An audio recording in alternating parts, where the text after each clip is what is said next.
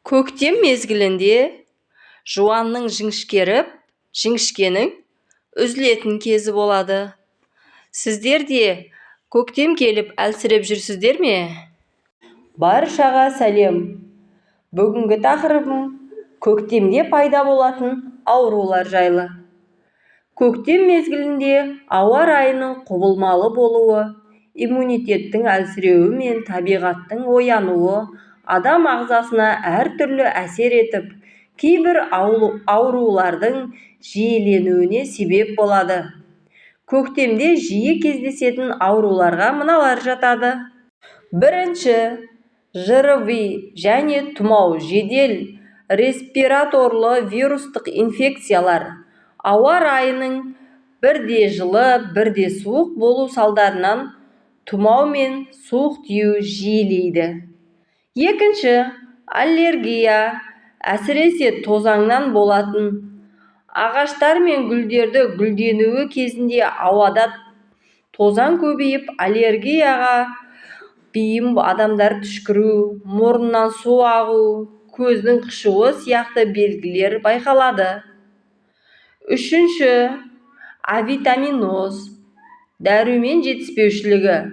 Қыстан кейінгі ағзада дәрумендердің қоры азаяды. Әсіресе С, Д және В дәрумендері жетіспейді. Шаршаңқы, әлсіздік, шаштың түсуі, терінің құрғауы пайда болады.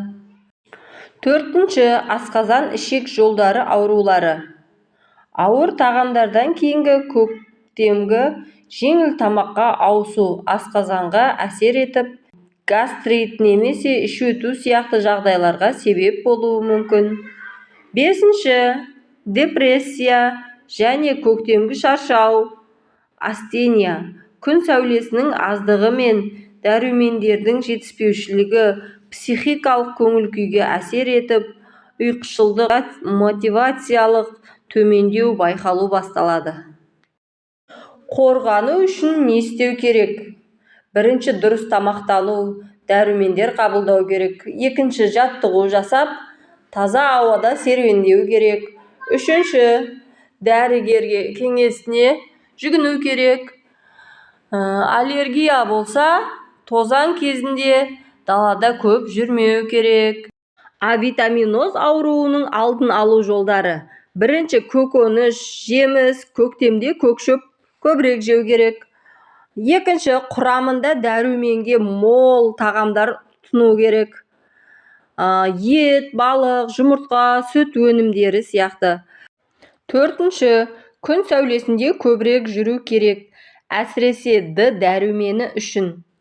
Бесінші, қажет болса, дәрігер кеңесімен дәрумендер кешенін ішу керек. Негізгі дәрумен жетіспеушілігі және белгілері. Бірінші, С дәрумені, аскорбин қышқылы, тістің қанап түсіп кетуі, шаршағыштық, иммунитеттің төмендеуі және жараның кеш жазылуы. Екінші, А дәрумені, көрудің нашарлауы, әсіресе қараңғыда, және терінің құрғауы, және тырнақ пен шаштың сынғыш болуы. Үшінші, Д дәрумені, сүйектің әлсіздігі және балаларда мешел ауруы, рахит және бұлшық ет әлсіздігі. Төртінші, В тобының дәрумендері. Ашуланшақтық, ұйқысыздық, тері мен шаш проблемалары, аяқ-қолы үйіп, жансыздануы.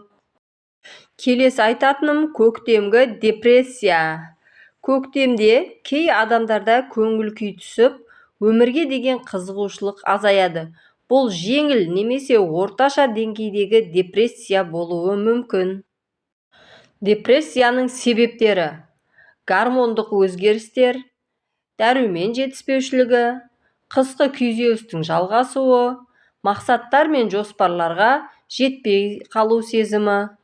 Белгілері: көңіл күйдің түсіңкі болуы, қуаныш сезімінің азаюы, жылауықтық, ашуланшақтық, және жалғыз қалғысы келу, және ұйқы мен тәбеттің бұзылуы. Бұл депрессияның алдын алу жолдары. Таза ауада көбірек серуендеу керек, және жеңіл дене жаттығуларын жасау қажет.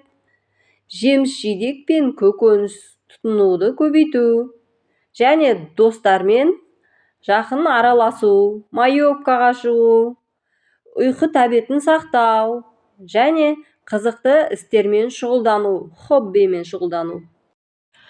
Ал мінекей достар, мен сіздерге көктемгі аурулар жайлы, олардан қалай күтіну керектігі жайлы айтып, және фотолар арқылы сіздерге түсіндіріп бердім. Ауырмаңыздар, дендеріңіз сау болсын, күтініп жүріңіздер.